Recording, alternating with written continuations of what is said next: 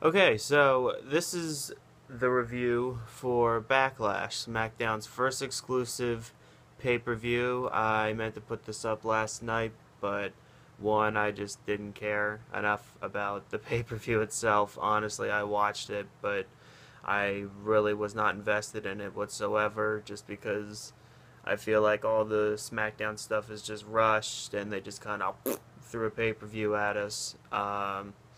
And I chose to do something else with my time last night than put up the video, but I'm putting it up now because I know how all of you out there in the YouTube world are just dying to hear my opinion, so here it is. Um, eh. I mean, it didn't. It didn't at really any point ever feel like an actual pay-per-view. It was just kind of like another episode of SmackDown or something. Now, I mean, don't get me wrong, the matches themselves were pretty good. The women's match was a lot better than I expected it to be. Glad to see that Becky Lynch won because she deserves it. Because, I mean, you look at the other three members of the Four Horsewomen, they're over on Raw doing their thing, and Becky Lynch has just kind of been the outcast. So it's cool to see her get that title.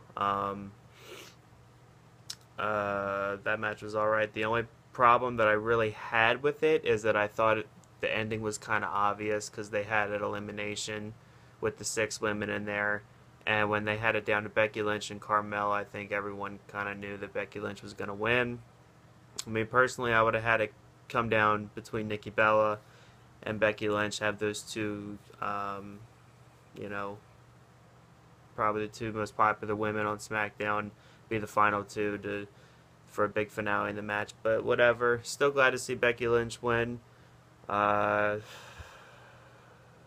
else even happened on this pay-per-view? The tag team tournament. The Usos, I like their look. Their new look. They kind of look like little mini Roman Reigns. Like Roman Reigns just kind of got split in two, and they're the Usos now.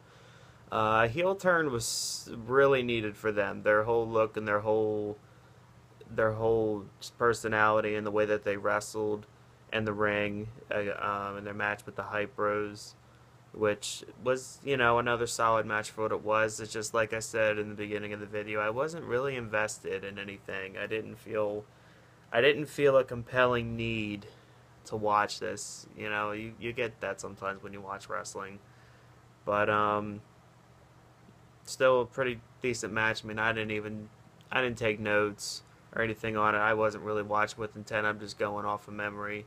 But I know the Usos did win, and they ended up going up against Heath Slater and Rhino in the finals, which I actually thought the Usos were going to win so that American Alpha could eventually end up taking the tag team titles from them, but they finished off this whole storyline with Heath Slater, and he won the tag team titles, him and Rhino, and it was a big thing. And that was really the only match on this card that really had any kind of a meaning to it. I thought any kind of a story with Heath Slater, but whatever. Still a good payoff, good ending. It'll be interesting to see what they do with that, especially when American Alpha comes back.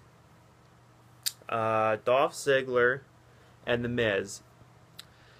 Dolph Ziggler, where was this at SummerSlam? Your SummerSlam match with Dean Ambrose was horrible, but yet with The Miz for the Intercontinental title, these two guys put on a clinic. Miz used to be my favorite wrestler back in 2011. And that was probably the best match I've ever seen him wrestle last night with Dolph Ziggler. That was good. It was really, really good. A lot better than I expected it to be. I don't know, maybe I'm just overthinking things, but I think they kind of made a little jab at CM Punk during that match. Because at one point Dolph Ziggler had a rear naked choke hold on The Miz, which The Miz ended up getting out of, taking a jab at the fact that CM Punk lost his UFC fight against Mickey Gall due to a rear naked choke. But I don't know. I could just be looking into that. That could not be the case at all. But that's the first thing I saw when they were doing that. But yeah, good match. The Miz ends up winning with the skull-crushing finale. Right in the middle of the ring. 1, 2, 3, retains. I didn't think Dolph Ziggler was going to win. I don't know what they're doing with Dolph Ziggler. He's just the guy who can't win the big one. He can't win a little one. He can't win anything. Whatever. And then, I don't even know. I don't even know where to start with.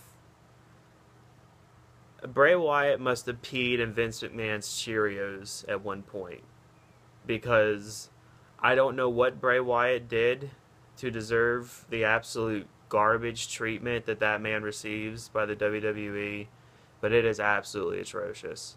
Absolutely freaking atrocious. So, I'm at Buffalo Wild Wings yesterday watching the Jaguars lose, and I read on Twitter that Randy Orton is not cleared to wrestle. Why'd you book the match in the first place for the first ever SmackDown pay-per-view if Randy Orton can't even freaking wrestle? He's not even freaking cleared to wrestle. Whatever.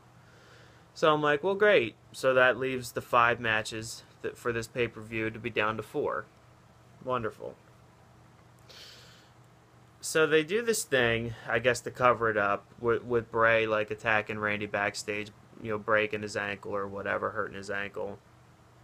And so he gets a count out victory or a forfeit from Randy Orton. And then they say, however, Bray Wyatt will still compete in a match tonight, and out comes Kane, and immediately I'm just like if that doesn't show how depleted the SmackDown roster is, like, why doesn't a Baron Corbin come out to that? That would be an interesting thing, him and Wyatt. Why doesn't an Apollo Crews? That is the perfect opportunity to give someone like Apollo Crews an identity in a match like that, instead of putting him on a pre-show every pay-per-view. I mean, it's ridiculous. But out comes Kane, and it's a no disqualification match, and I'm like, okay, well, at least Bray Wyatt will win this. Bray Wyatt's not going to lose to Kane. He's not going to lose to Kane. No, he's not going to lose to Kane. He's not going to lose to Kane. He lost to Kane. Bray Wyatt lost to Kane. I'm going to let you ponder that for a minute. Bray Wyatt lost a pay-per-view match to Kane.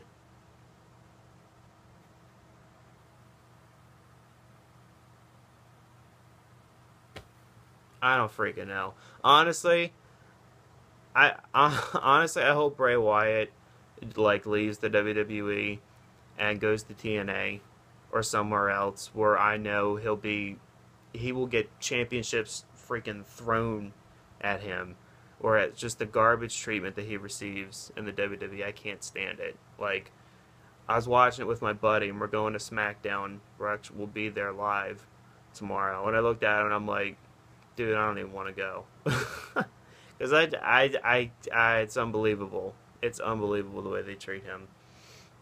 But we'll see what happens. We'll see. He can only go nowhere but up. He can't get any further than losing to freaking Kane in 2016. But at least the main event was good. AJ Styles and Dean Ambrose. AJ Styles is the best wrestler in the world. Watch him. Just watch him. I mean, he's fantastic.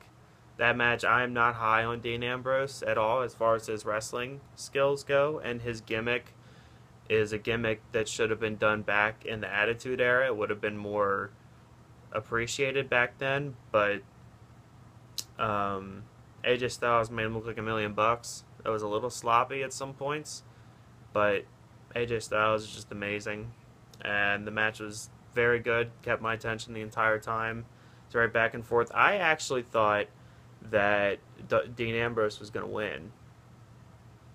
I actually At one point, I had heard all the rumors. People were like, "Oh, there's no way AJ Styles isn't going to win." I actually thought Dean Ambrose was going to retain, but so I was legitimately excited when AJ won because I think it really speaks volumes about a guy who was TNA's guy, TNA's big guy, and the fact that Vince can lower his ego enough to see this guy's freaking fantastic.